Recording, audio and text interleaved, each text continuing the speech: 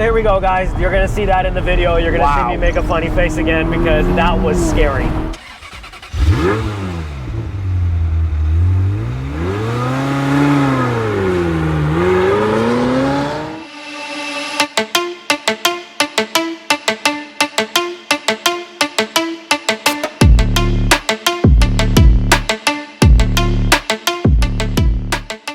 Hey guys, Gil and Yoel, Fusion Motor Company, and we got today a 2021 SF90. Very cool car. SF90 gets its name celebrating Scuderia Racing 90th anniversary, and Stradale means for the road. So, you know, definitely focused on racing, handling, performance. This thing's a beast. It is. It's got a lot of horsepower. It's got electric motors. It is a hybrid. Does that mean we get to go carpool? Should have a carpool sticker. Should have a sticker. Yeah, for sure. Love this car. We sold this car to our good friend at Jason at Johnson Horsepower Garage. I got a feeling he's going to enjoy this on Tennessee roads. He's going to have nice a lot of open fun. Roads, you know, miles and miles between traffic. Not like out here in LA. He's gonna have some fun for sure. And this car is shipping in a few hours to him, so we're excited. We're going to make sure it's warmed up for him and ready to go. This car does have some aftermarket wheels, Gil. Before we get into the specification, those are not factory wheels. We do have the factory wheels that are going to go with the car, and this car had the option of the titanium lug nuts as well. And you know, we'll talk about the specs and everything else later on. Gil, why don't you tell us a little bit about the horsepower, the hybrid motor?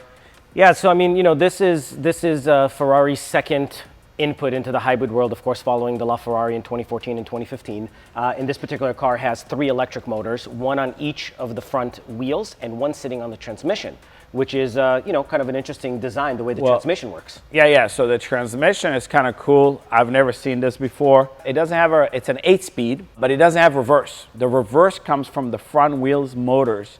It triggers those to go backwards, and it only has forward gears of 8-speed. That should be more reliable, should be more compact. And it does save about 22 pounds lighter than the previous transmission, you know, which, you know, as you know, weight is... I will argue that because what's the battery and the motor's weight? Versus the transmission, But the transmission is lighter, but I don't know how much that helped them. But so the electric motors pump out 217 horsepower, and the gas engine is at 786, bringing this thing to just under 1,000 pounds, about 989 pounds, horsepower. And, you know, I'm sure it's going to boogie. We haven't driven it yet, but I'm sure it's going to go. They're saying 0 to 62 at 2.5 seconds. That puts it up there. And all the way to 124 miles an hour in about 6.5. That's really, really fast, 25 miles an hour. Real quick. Also, if I'm not mistaken, this thing was the fastest on the Ferrari course, correct? Yeah, this thing beat out the LaFerrari by 0.7 of a second, and you know, on a track, that's a lot. Yeah. That's not a close race. So it's a real capable car, and I gotta tell you, one thing that excites me about this car is really the inside. What Ferrari did with it, they really modernized it. They stepped up to the 2028, you could say. You know, curved screens. We'll look at all the details, just the technology. And one thing is that if you ever own the Ferrari, you know about the sticky buttons. I don't think you're going to get sticky buttons. They look like they changed all their materials. It's a lot of touch screens. So a lot of that goes away. And actually it seemed easier to use than the older like 458, 488, were a little more tricky to use. This seems a little easier to use. It felt like when they went into it with the 458s, et cetera, that was kind of like in the deadly middle, and they weren't quite catching up, where this seems like they might have even taken a step, they might have leapfrogged. You know, it's really, really modern, really, really cool. Sitting inside of it, you know, you could tell me you're inside of a Maybach, and I would say, yeah, that looks pretty close to the inside of a Maybach. It's really nice.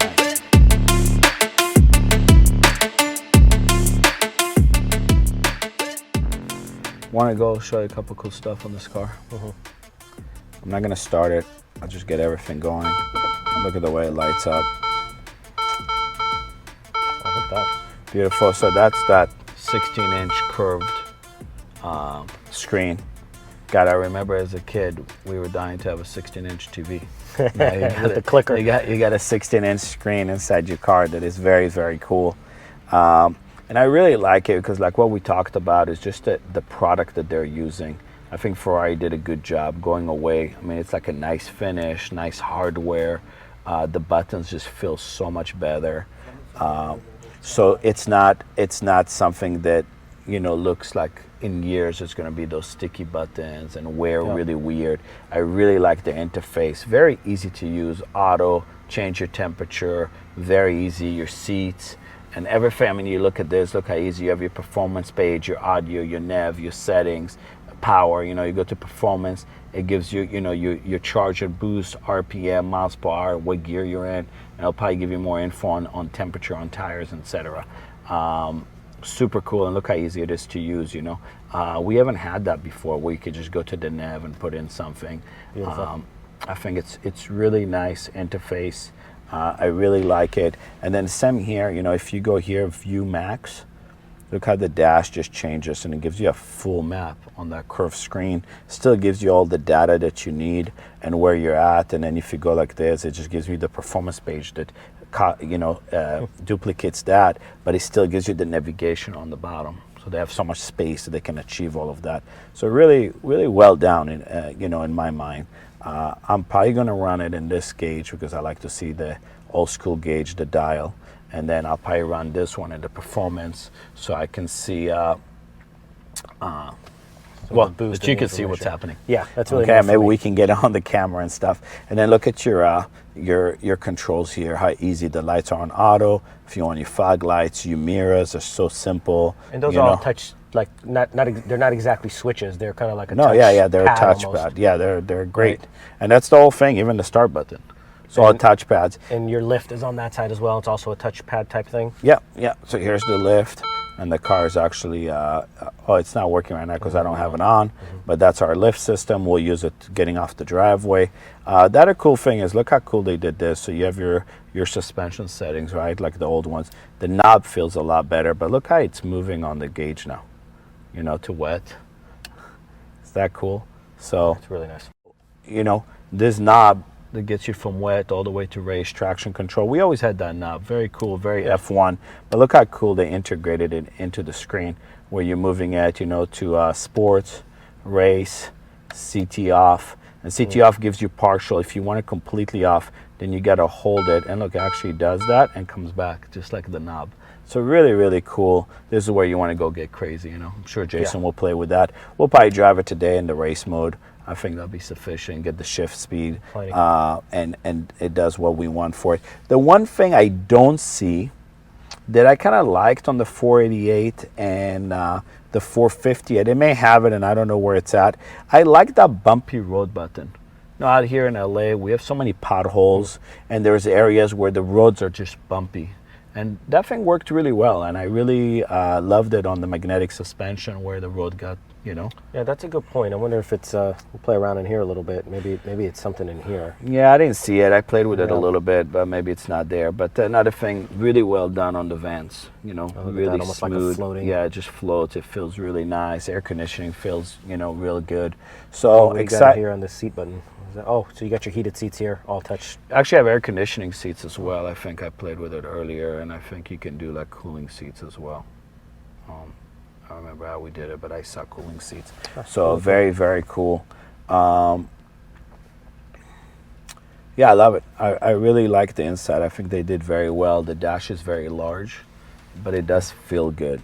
Very cabin forward design. I feel like we're sitting further back from the front. You know, from the front of the car. I feel further set back in the car than other Ferraris we've driven. Feels good though, and I really like the way they integrated like the vents into the door, and the door like goes right in. That's beautiful. They did a beautiful, beautiful job. The stereo actually sounds better too. And I'm sure you noticed they've got these like electric almost poppers for the doors. Again, also another modern. Yeah, you know, a lot of the companies are going towards that as opposed to having a handle that you're actually pulling on. And here it's really easy. They did the front hatch, they did the gas, they did the electric, and then you have 3 memories on the seats. Beautiful. That's probably an option usually on Ferrari, but it's really nice. Yeah, well done.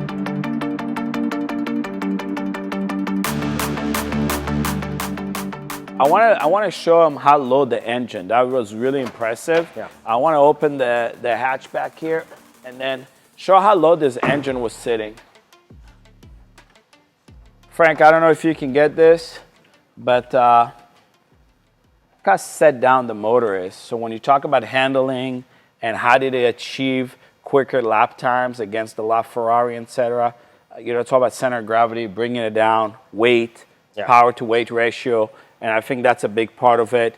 I mean, there is no checking of anything on your own from up here. You cannot get to, unless you're 6'10" and got really long arms and get in there. Yeah, I'm guessing all the service on this car comes from the bottom. For sure. Belly pans come off and they work on it. Love the way they did the exhaust. Never seen the horse on a Ferrari stick up like that. It's kind of cool. And then I know that this is an active spoiler back here. Yeah. And do you know the specs on how much downforce this puts so up? this thing is pushing over 800 pounds of downforce. And unlike a lot of other cars that we see that generate a ton of downforce, it doesn't have the big crazy wings and all the stuff hanging off the side. So they did a lot of time in the wind tunnel with this thing. Active spoiler, which I don't recall.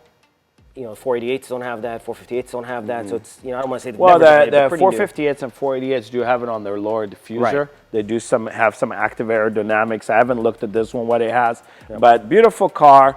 I guess the only thing I would throw out there is when I look at this section of the car, if you take this out and just look at this section, it does remind me of the new Corvette a little bit. The front end, the headlights maybe also remind me a little bit of the Corvette. In a quick glance, if it's flying by, you may be like, oh, that's the new Corvette. Oh, no, it's the Ferrari. That's the only thing I would say, but overall, I think it's gorgeous. I'm going to open the front hatch as well. A lot of room in there. Yeah. Let's take a look how much luggage we can carry in this car.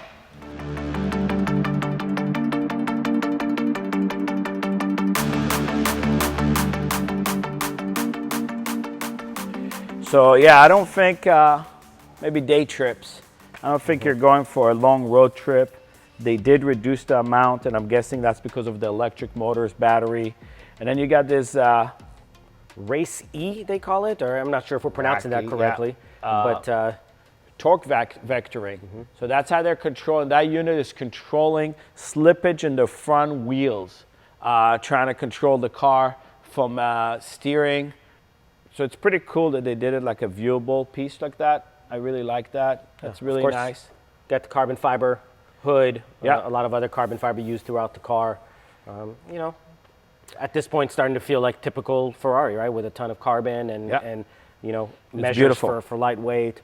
I always love the fact that you no longer have to guess what the options are. You've got your option plaque right there. It tells you everything. Yeah, so that's something, Frank, maybe you can zoom in a little bit on it. But when you look now at the Ferraris from the 458s and up, they started putting these plaques in the front because people always used to be like, well, do you have the window sticker? Do you have the option list?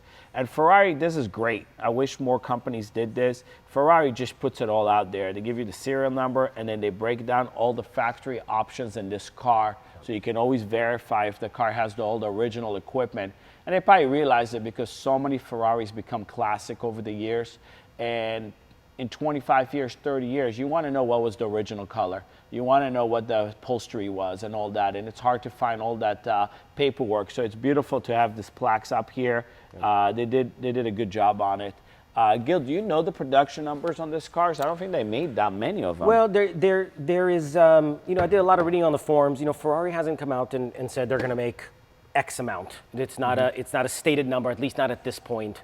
The rumor mill through the forums at least are saying that they're no longer taking any more orders for them, and so it's they're saying it's going to be somewhere around 1,000 cars. It's very low for Ferrari. And that's on the coupe. There's also a Spider variant that's going to start landing towards the tail end of 2022, but it's not a numbered car like a LaFerrari or an Enzo. Obviously, they are considering this more of a production car. I love it. This one looks like it has a heads-up display. Does have a heads-up display, and I love this carbon work on the dash. I was just gonna say that almost looks like a stormtrooper helmet or something. I mean, it's a very cool design in there. Very cool. Big dash though. A lot of dash there on the windshield. Yeah, it's beautiful. Yeah. And this one has the two-tone color option, right? So this car's finished in silver. Grigio Silverstone. Grigio Silverstone, yeah. With the black, with the. It's actually one of my favorite colors from Ferrari. It's a classic at this point. Beautiful. I remember the first one I think I seen was on a 430. It was beautiful. Yeah, it's a great color. I know they had them on the 360s. Really nice color. Excited to drive it. I think Should that's we where the close her up and real go joy for a is. little ride? Absolutely. All right.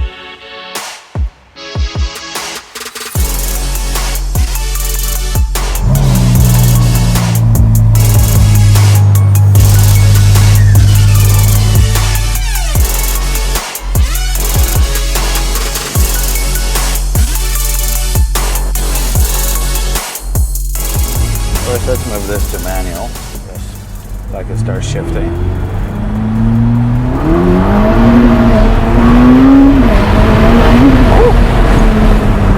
So that was a totally different sensation because I actually felt the front end slide out a little bit.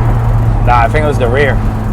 I felt the front. I kind of felt like those torque motors. I Let's see, was how much all did we of burn that. out? I think Jason's gonna be happy. I think it's quicker than the 488 we just shipped him.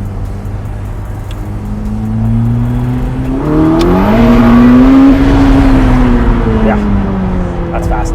But you know, but it's not as in your face quick like that 488. I mean, that 488 there was. Because I think it's pulling us as well. Yes, I definitely feel the front pull for sure.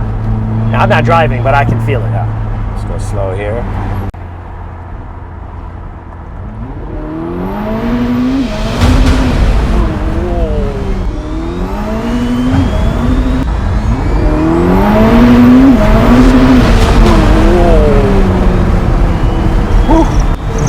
Well, so here we go, guys. You're gonna see that in the video. You're gonna see me make a funny face again because that was scary. Yeah. Very fast. That was in 4. Woo! Everything broke loose there. Yeah. Where's the traction control? Well, you aren't qualified, so Oh. it's giving you all of it. Wow.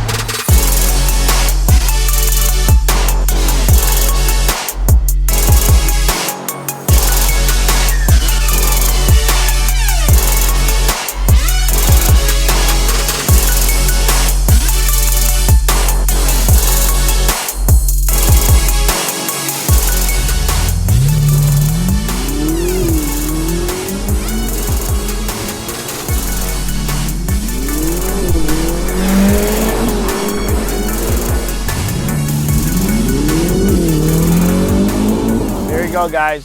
We didn't jump on this car too hard because this car is sold. It is going to its new customer. So we just wanted to do a couple pulls just to kind of fill it out. Wow, it's actually more than I expected. Very impressive. I'm sure there's plenty of footage of me, you know, getting a little wide-eyed as this thing just bites so hard and sneaks up on you. That thing is. So that's one thing I want to talk about. Definitely a lot of the new cars today, they're designed for you to just jump on them, and the traction control and everything is going to assist you and keep you in the lane. This car didn't do that. No, this car is not what I expected. This car is violent. It will get away from you, and you got to be super careful with it. But it was a lot of fun. I would love to have this car on the track and learn it and have a lot of fun. One thing I noticed, and I realized that when we're driving, is I couldn't see much from the back window. No, there's see not a how lot of small that visibility. is? Very small. But look how slick the car is. Very slick. Actually, when we pulled the car outside, the design changed for me. I actually love it way better because when you walk up on this car, it's very, very beautiful. Yeah, it's a pretty car and performance to boot. Definitely not just show. Incredible. And by the way, guys, the inside, super comfortable, no rattles, super smooth. Everything was smooth. Everything was right on the money. Very comfortable. Anyway, SF90, guys. A lot of fun. Hope you guys liked this episode. Would really appreciate you guys subscribing to our channel, hitting the reminder notification button, and as always, we'd love to see your questions, comments, and you know, hope you guys have a great day out there. All right, guys, thank you so much. See you soon.